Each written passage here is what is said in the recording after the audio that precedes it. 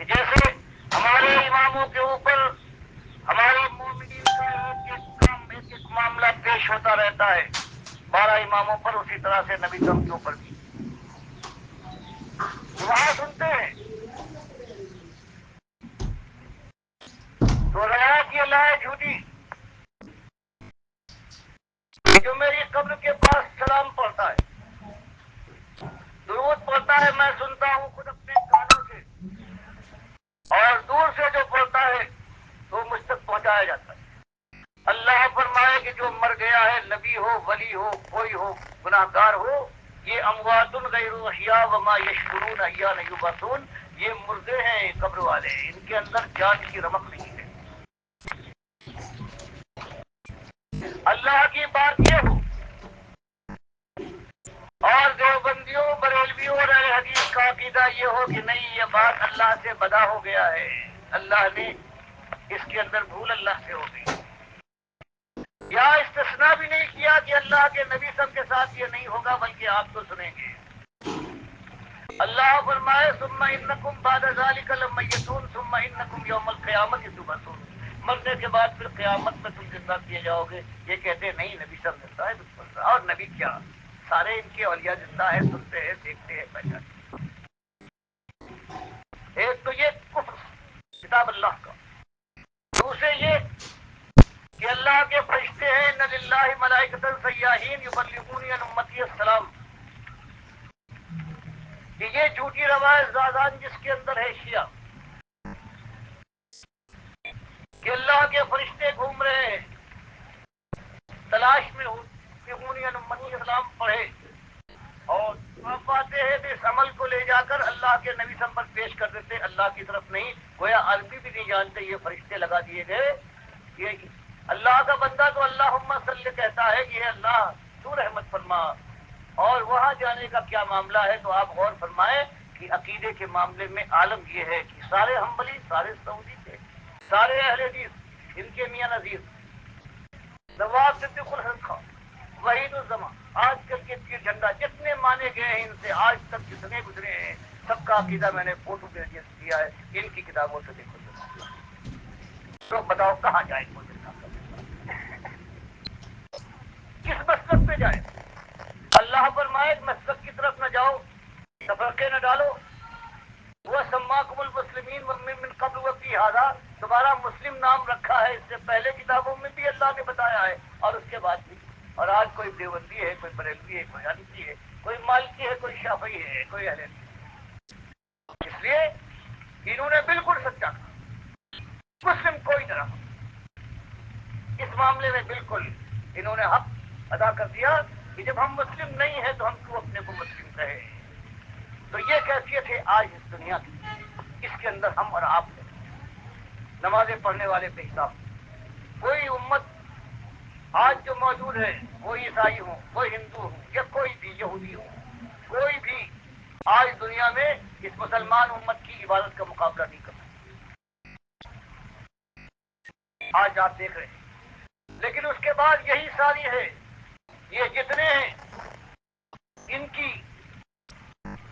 مسلمانوں کی لاشوں پر ان کے تخت بچھے ہوئے، ان کی آبرو ان کے بستروں پر عورتیں جلوا رہی ہیں، ان کے نونہالوں کے خون کو دھرتی چوسنے کے بعد گل رنگ بھی نہیں بنتی۔ وجہ کیا ہے؟ یہ سارے توحیدی گھوم رہے ہیں، اور اللہ جو فرماتا ہے انتم الاعلون ان کنتم مومنین، ہمارا وعدہ ہے، ہم وعدہ خلافی نہیں کرتے۔ اگر تم مومن اور خالص توحیدی اور سنت کے پابند آفت کے طالب بن کر اٹھو گے تو ہمارا وعدہ ہے کہ اس دنیا کی دھرتی میں بھی تم سرفراز اور کامران ہو گے، سربلند ہو گے، کامگاری تمہارا ہوگا، خلافت تم کو ہم دیں گے، تمہارے دین کو ہم تمکن بخشیں گے، تمہارے خوف کو ہم تبدیل، تم دنیا میں رہو گے، اس کے بعد جنت کی بہاریں ہیں تمہارے قدم چومنے کے لیے بے قرار، وہ تم کو آواز دیں گے، الیہ عباد اللہ، یہ اللہ نے بتایا۔ اور یہ سارے ایماندار پھیلے ہوئے ہیں، سمندر کی لہروں کے مقابلہ کرنے والا تعداد میں ریگزار کے ریگزاروں کی رزاق کی طرح سے یہ پھیلے ہوئے ہیں۔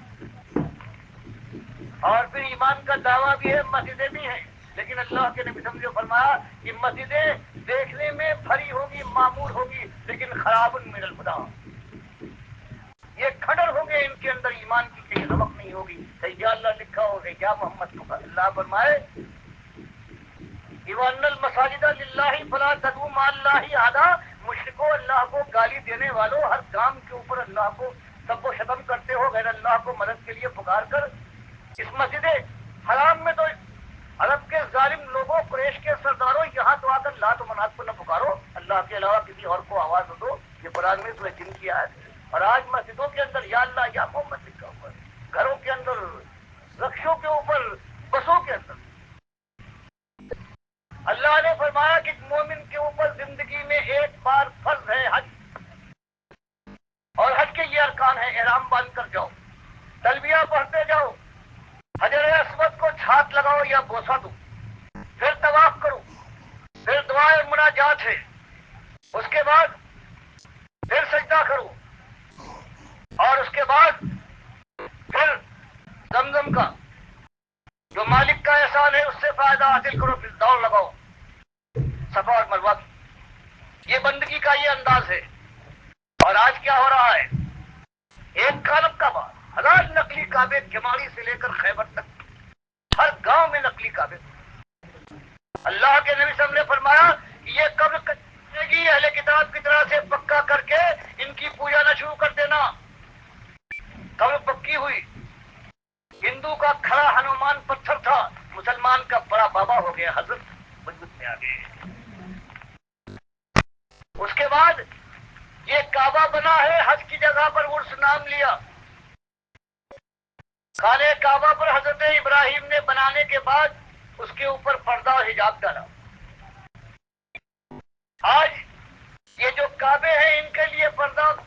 ڈالنے کے لیے، کعبے کی دف اتارنے کے لیے، اللہ کے مقابلے میں اللہ کے بندوں کا مقام پیدا کرنے کے لیے یہ چادر جاتی ہے، چادر شریف ہے، یہ جاتی ہے، اور وہ اللہ کے بندے کے گھر پر ڈال کر اللہ کو للکارا جائے گا۔ تلبیہ پڑھتے تھے لبیک اللہم لبیک، تو تلبیہ ہو گیا باہو حق باہو بے شک باہو، نور نور نور کے نعرے لگ رہے ہیں، یہ بھی تلبیہ ہو۔ حجر اسود کو ہاتھ لگاؤ یا بوسہ دے کے طواف کرو، وہاں بتایا گیا یہاں بابا کے پائچی کا پتھر ہے، یا ڈیوڑی کے اوپر ہاتھ لگاؤ، اور یہ بابا کی جو قبر کا یہ پتھر ہے، اس کے پھرے لگا کر طواف کر کے ثابت کر دو کہ تم ایک اللہ کو زبان سے کہتے ہو، تم ہرگز ماننے کو تیار نہیں۔ تو گویا یہ پھیرے لگے، اور اس کے بعد پھیرے لگنے کے بعد پھر جو 2 رکعت نماز کا ذکر آیا ہے مقام ابراہیم پہ، تو یہی جھک گئے، ماتھا ٹیک دیا اور کہا یہ دنڈوت ہے مہاراج، مسلمان مہاراج ہے، اس لیے کہ یہ سجدہ تعظیمی ہے۔ ہندو اگر جا رہا تھا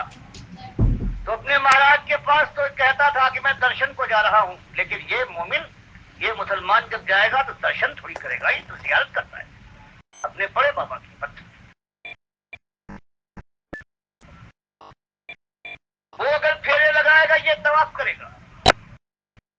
وہ وہاں بھجن گائے گا، یہ قوالی ارشاد فرمائے گا۔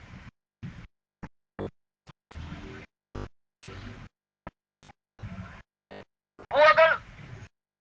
چمٹے گا ملتزم سے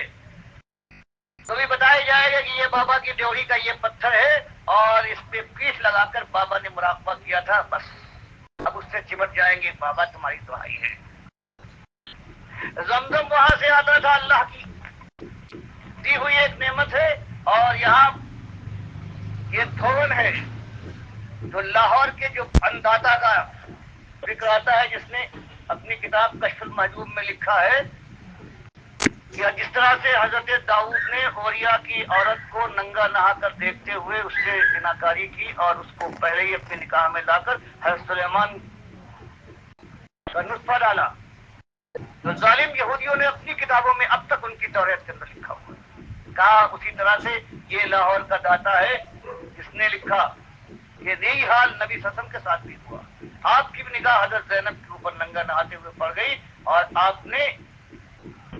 پھر اپنی شادی اس سے کر لی، گویا یہ ساری اللہ کی بات سورہ احزاب کی ہے، یہ خالص اللہ کے نبی صلی اللہ علیہ وسلم نے خود دھوکے سے بنایا ہے۔ وہی جو اس وقت یہودی عیسائی اس وقت یہودی اور مشرک اور منافق الزام لگاتے تھے کہ یہ عاشق ہو گئے اپنی مزاج بہن کے اوپر اور یہ سارا کھیل کھیلا ہے، تو اس نے لکھ دیا کشف المحجوب کے اندر کہ ہاں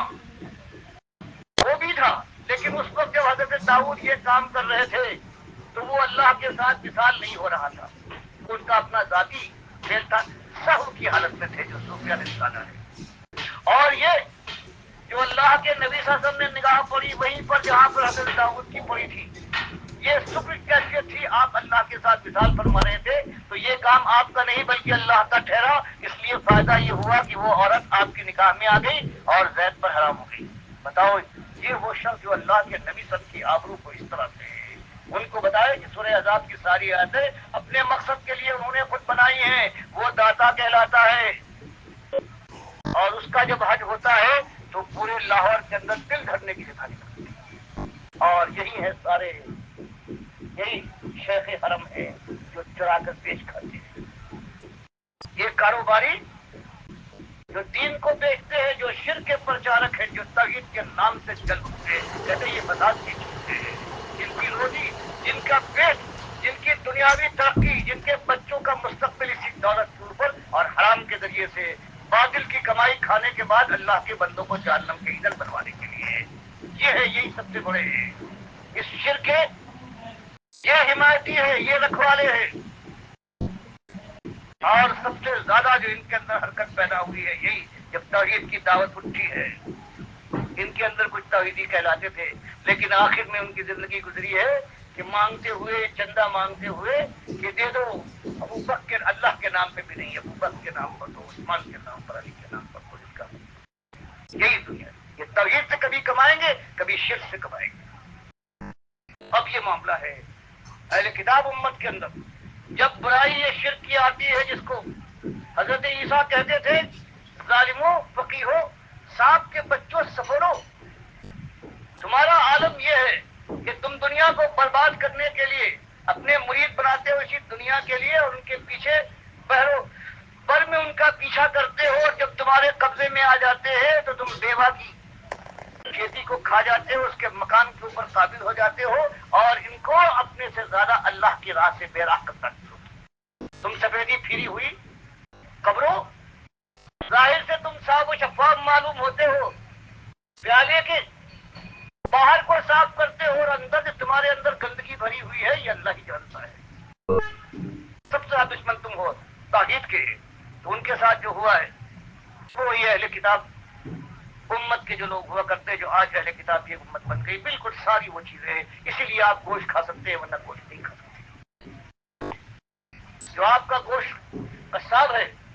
اس کا ایمان آپ کو معلوم، اگر اس کو اہل کتاب آپ نہ مانے، خالص مشرک مانگے، تو مشرک کا ذبیحہ مسلمان نہیں کھا سکتے۔ اسی لیے آج آپ کے یہاں شادی اور بیاہ ہو رہی ہے، ایک مومن بھی اللہ نے اجازت دی ہے اہل کتاب کے ساتھ، لڑکی کے ساتھ کر سکتا ہے، ہاں اہل کتاب لڑکے کے ساتھ کوئی مومنہ نہیں کی جا سکتی۔ تو آج اس دنیا کا یہ عالم ہے، یہ کاروبار چل رہا ہے، دینداری کا کاروبار، یہ مسجدیں جو بلند ہوتی ہیں ان کے اندر یہی مولوی ہے، ابھارتا ہے، اب کچھ پرواہ نہیں کہ حرام کی چیز ہے، حلال کی چیز ہے، سب لگواتا ہے، اور پھر وہ نگاہ دیکھتا رہتا ہے کہ جمعے کے خطبے میں ایسی بات کہوں کہ حضرت ناراض نہ ہو، ہر سال تو 11ویں کرتے ہیں، لاہور چلے جاتے ہیں، کبھی جاتے ہیں جنتی دروازے کی طرف، اب اگر کہیں توحید کی بات کہہ دی تو یہ ان کی تھیلی کھلتی ہے، وہ ہمیشہ کے لیے سی جائے گی، اور میرا اس مسجد کے اندر امامت کا یہ معاملہ ہے یہ بھی کٹائی میں پڑ جائے گا۔ آج دنیا میں یہی سب کچھ ہو رہا ہے۔ اب آپ کی ذمہ داری پہچانی، اور اگر اس ایمان کے ساتھ وہ چاروں چیزیں نہیں کی گئی، سب سے پہلی چیز جو مالک فرماتا ہے وَمَن يَكْفُرْ بِالطَّاغُوتِ وَيُؤْمِنْ بِاللَّهِ فَقَدِ اسْتَمْسَكَ بِالْعُرْوَةِ الْوُثْقَىٰ لَا انفِصَامَ لَهَا۔ اگر اللہ کے اپنے ایمان کو ثابت کرنا چاہتے ہو تو یہ جو طاغوت یہ قبروں کو پجوا رہے ہیں، جو داتاؤں کی انہوں نے فوج تیار کر رکھی ہے، جو دستگیر اور غوثوں کے پجاری ہیں ان کی कमाई खाते हैं, उनकी नजर न्याज करवाते हैं, ये उर्स और मेले के प्रचारक हैं। इन तागूतों का कुफ्र करोगे, हकीकत इनके सामने लाओगे, क़यामतें फिर टूट पड़ेंगी, फिर टकराव होगा, और होना चाहिए मुबारक टकराव वही है। अल्लाह फरमाता है फ़इज़ा हुम फ़रीक़ान यख़्तसिमून, कि दावत जब उठती है आपकी तो आखिरकार वो मुबारक दिन भी आ जाता है। फ़इज़ा हुम, यकाएक हालत देखने वाला देखता क्या है कि फ़रीक़ान यख़्तसिमून, जब दो गरोह में बढ़ जाती है कौम और उनकी जंग शुरू हो जाती है, मुखासमत हो जाती है, शुरू हो जाती है, ये मुबारक मौका है। और किस बात में फरमाया हाज़ानी खसमान इख्तसमू फी रब्बी।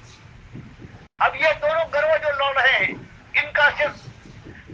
मामला है अल्लाह के बारे में। एक कहता है मोमिन, छोटा सा गरोह, कमजोर देख समझा जाने वाला, कि मालिक अकेला यकता और यगाना अल्लाह शरीक को जानता है, मोहम्मद सल्लल्लाहु अलैहि वसल्लम का मालिक जिसने उनको रसूल बनाया है, जिसके पास जाना है। और कौम का बड़ा हिस्सा जमा हुआ है कि नहीं, दस्तगीर है ये, दाता है ये, मुश्किल कुशा है, बंदा परवर है, बंदा नवाज है, मुजीबुद्दावात है, समीउद दुआ है, ये दरबार है, ये जिसको चाहे दे सकता है, नाराज हो जाए तो बिगाड़ दे, बर्बाद कर डाले। फरमाया इन दो के दरमियान फिर जब जंग छुड़ने का मामला आ जाए, ये एक मसला असली मसला बने, तो ये मुबारक दिन है। आइए कि अल्लाह ताला की राह में अल्लाह पर एतमाद करके, मालिक ने जो फरीजा हम पर आयद किया है, जिम्मेदारी डाली है, उसको लेकर मिलकर उठे, ईमान की बात उठाएं, तौहीद की बात, शिर्क की एक नजिस लाश को हम झिझोड़े, हर अंदाज को वादे करें दुनिया के सामने, और फिर इस राह के अंदर अल्लाह से तौफीक मांगकर फिर जमने की कोशिश करें। तब कहीं वो दिन आएगा, आज ना आए, 1000 साल के बाद आए, जिसके लिए बुखारी मुस्लिम में हदीस आई है कि फिर वो हाल हो जाएगा कि इस दुनिया की इस सारी फिजाओं में जमीन के ऊपर मोमिनों के अलावा एक काफिर भी मौजूद नहीं होगा। लेकिन वो इस तरह से वो दौर नहीं आएगा जिस तरह से आज उम्मत कर रही है। कान में आवाज पड़ती है या मुश्किल कुशा मदद, और उसके बाद कान पर जू तक नहीं देखती।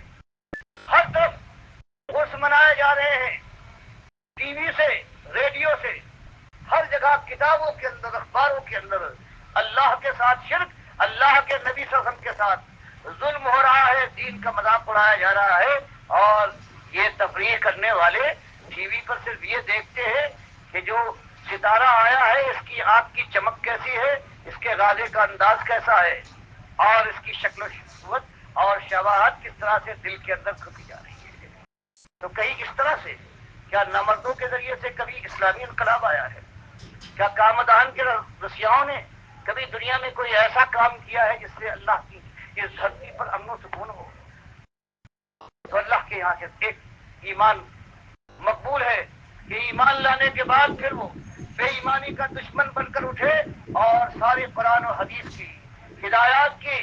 रोशनी के अंदर फिर इस्लाह का काम शुरू हो, अपने नफ्स से शुरू करे और अपनी आखिरी सांस तक इसी राह में लगा रहे। तब कहीं अल्लाह की रहमत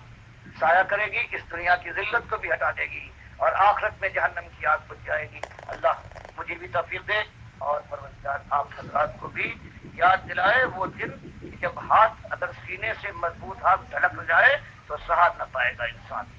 ये पैर आज दौड़ाते फिरते हैं, इनमें वो दम न होगा कि इस लाशे को उठा सके।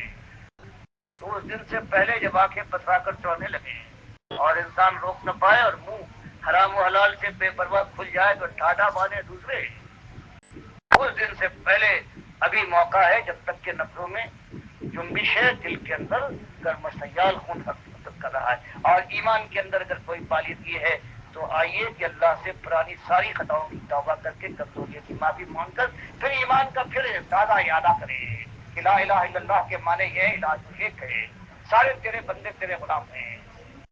नेक बंदों का रास्ता अख्तियार करेंगे लेकिन उनकी पूजा और पुकारें नहीं होंगी, उनकी नजर न्याज से इनकार करने वाले नहीं बल्कि उसके दुश्मन हैं। और मालिक तेरे नबी साहब के तरीके के ऊपर हमारी हर चीज होगी और आखिरत हमारी निगाह में है और दुनिया के साथ जो मर्दाना मामला करेंगे और फिर अल्लाह भी देखेगा और दुनिया भी देख लेगी कि ईमानदारों से जो अल्लाह ने वादा किया है वो पूरा होकर रहेगा। अल्लाह सबको कामयाब सरफराज करे। मालिक तौबा को कबूल करने के बाद پھر جہنم کا ایندھن بنانے کی بجائے جنت کی بادشاہت کے سپرد کر دے. اقول قولی ھذا واستغفر اللہ. اللہ ساری کوئی صاحب اگر اپنا کوئی شک و شبہ، کوئی اعتراض یا کوئی اشکال ہو، اس کے لیے سوال کرنا چاہیں تو کچھ تھوڑی ابھی مدت ہے، انشاءاللہ نماز 10 منٹ کے لیے میں حاضر ہوں.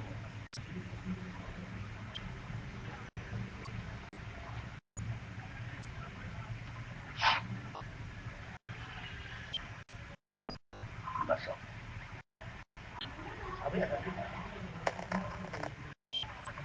اب اس کے بعد نماز ہوگی، اور عشاء کی نماز کے بعد یہ اجتماع برخاست.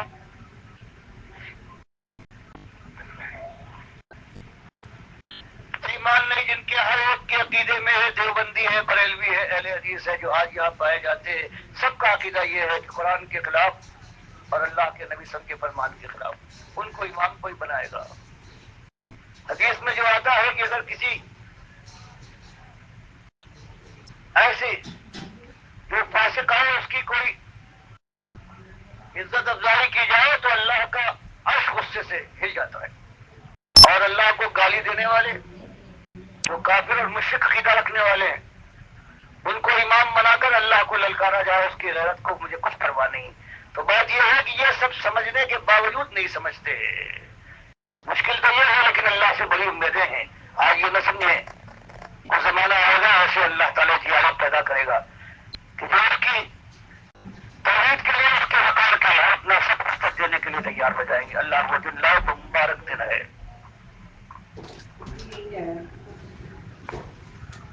کیا ہے 50 کلو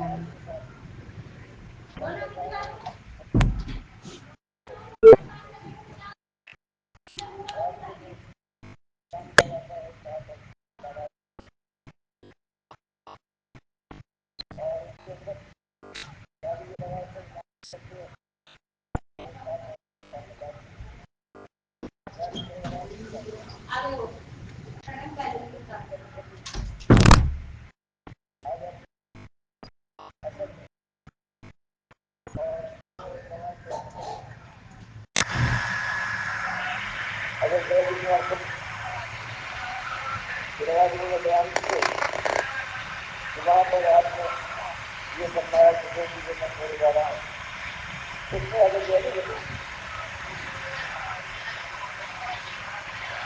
اگر یہ مسافروں کی چیز ہے جو خالی میں اس کو صحیح نہیں مانا ہے، ہزاروں آدمیوں کا معاملہ ہے، اور ایک دو آدمی کی روایت کرنے والے وقتی اگر ہیں تو یہ بات ہے، یہ حدیث کے معیار کے لحاظ سے صحیح ہے. آخری زمانہ ہے اور ہزاروں سال آپ کے بات کرتے ہیں اور کوئی اس بات کو یاد نہیں رکھتے. اور جو کہ سوائے مسلم کی جو کہ وہ یہی کہ جب دہلی کے مطابق بات کہ میں شاعری مولا اس کے بعد یہ روایت خالی اس طرح سے بچرا کے واقعے انہوں نے بڑھایا ویسے ہی نظرات میں ریلیز کیے گئے، اور ان کے لوگوں نے نہایت رشتہ کی اصطلاح انہوں نے بیان کی نہایت بات کر کبھی کے بات کر کے کبھی کے سب اور یہ سب کیا ہے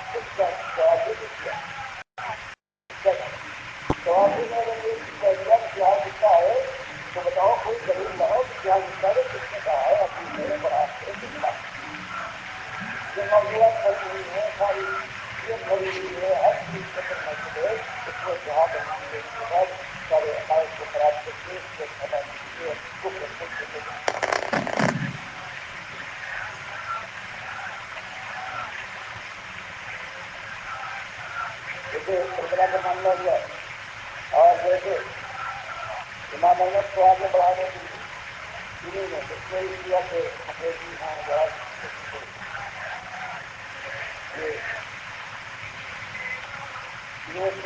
سارے میں ایسا بتایا ہے امام محمد کو سب نے پیش کیا ہے. یہ ہیرو بچے ان کے تھوڑے بچے چھوٹے تھے اور ادار جتنے لگا اور اس کے بعد انہوں نے آسمان کی طرف صبح اٹھائی اور ادار آسیات کر دیا اور اس طرح ہوئی اور جو اس راستے میں کچھ کہتے ہیں تو اس پتا ہے ان کا نام میں یہ بھی جانتا ہے. جن کے ساتھ ان کے کہنے کے مطابق کچھ تھوڑے تھوڑے ہیں ان کا تو نام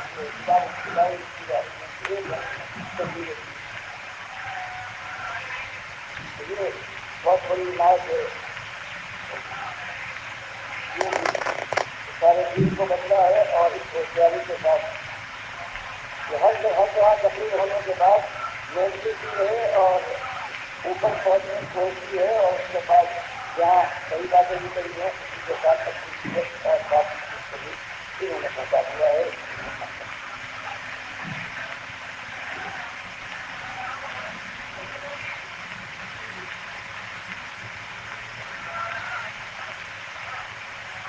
یہ کبھی کوئی بات یہ ہے کہ تمہارے ساتھ کیا ہوگا کیا جائے گا اور میرے ساتھ کیا ہوگا مجھے خبر نہیں ہے. یہ تقریر سے متعلق ہے. اللہ کے نبی صلی اللہ علیہ وسلم وعدہ کرے گا کہ آپ کی سب کچھ پتا اگر کوئی ہو بھی سفر باہر تو کسی قسم کی کوئی بات ایسی نہیں ہے جو آپ کا معافرہ ہو اور آپ قبول کر سکیں. لیکن یہاں جو مراد ہے میرے ساتھ کیا کیا جائے گا وہ تقریر کب وہ دن آئے گا جس وقت یہ بات آنے والی ہے کب اللہ کی بارگاہ کے جب پہنچنے کے بعد جب تقریر کیا ہوگی اس کی نفی کی گئی ہے کہ تقریر نہیں لے جانتا میں میرے پاس میں آپ کو غلط نہیں ہے اتنا اللہ نے مجھے بتا دیا